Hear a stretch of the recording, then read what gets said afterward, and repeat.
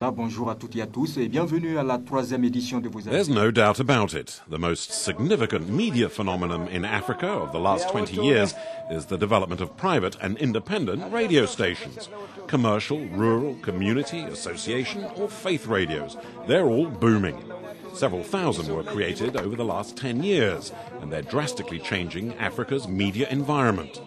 Rural radio stations take a special place on the new map of Africa. They carry the hope of being able to contribute to agricultural development and target small-scale farmers, men and women alike. Their messages concern both social and economic factors and therefore give information intended to improve the living conditions of the audience.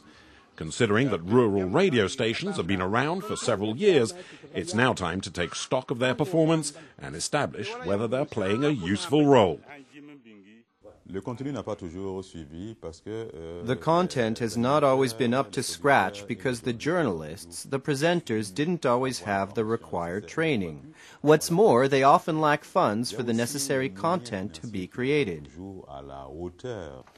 Radio Palabre in rural Burkina Faso is a medium-sized radio station. It needs 1 million CFA francs every month to cover its operational costs, but its statute does not allow it to broadcast commercial advertisements.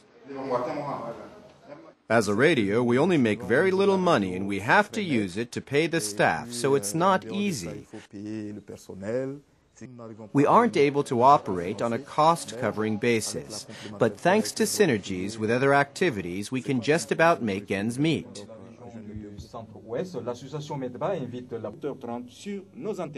Radio Palabre essentially lives off voluntary contributions and does not have any real resources of its own. As a result, only 30% of the programs actually target farmers. Yet affordable, even free agricultural broadcasts are available.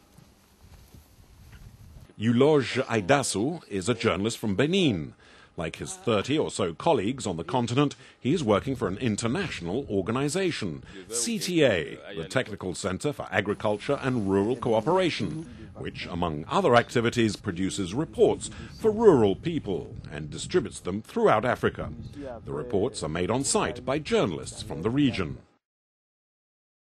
The first step is to obtain the subject to be covered from CTA. On this basis, I do some research work to obtain information on experiences that are practically unknown but which deserve to be brought to the public's attention. The reports are then sent to the Ren Media News Agency, which passes them on to the CTA, based in the Netherlands. A major aspect of CTA's mission is to generate information on agriculture and rural development, and share it with users in all countries in Africa, the Caribbean and the Pacific. Journalists on the ground get the content. We then put it on a medium, a tape or a compact disc, ready for sending it out for use. What they find inside this document is technical information, some detailed technical information that supports the audio file. They also find the interview itself, okay. From avian flu to raising goats or soil fertility, it's all very practical information. The packs in French and in English are then sent free of charge to more than 200 radio stations on the African continent. The broadcasters are free to use them in various ways in their endeavor to reach their listeners.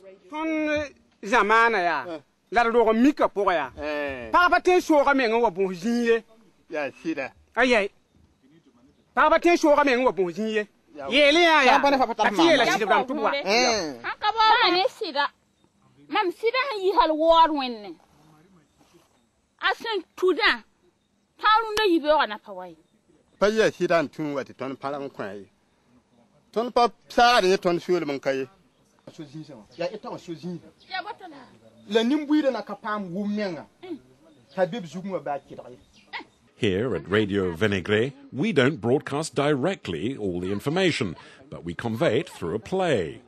Venektaba, the name of the broadcast, is the favorite program of the listeners of this Burkina radio station, disseminated over a radius of about 80 kilometers. On the basis of the radio packs translated into the local language, the station sets up a show and organizes a debate.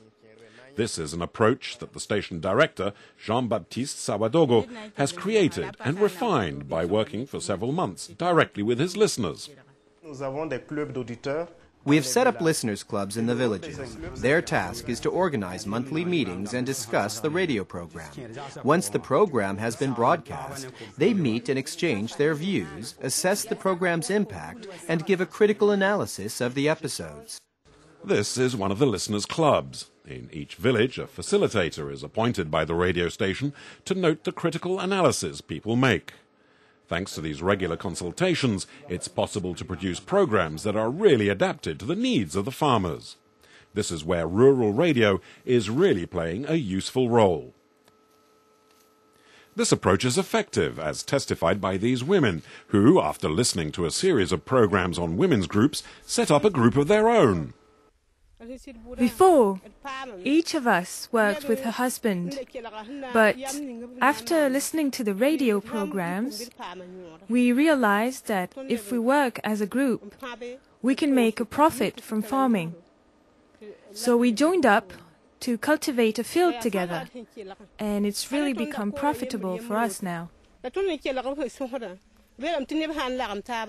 this type of rural radio program is still rare on the continent. Fortunately, new solutions are coming up, especially through the internet. Already, several databases on the web are offering radio programs on agricultural topics. They are easy to download and most are free of charge. Such websites include those of CTA, www.cta.int, AMARC, www.amarc.org, and URTNA, urtna.org. Radio remains the unrivaled medium for informing farmers. The first revolution has already taken place with a boom in the number of rural radio stations. The challenge now is to improve program content and adapt it to the listeners' needs. In this way, radios will be able to perform their development mission even better.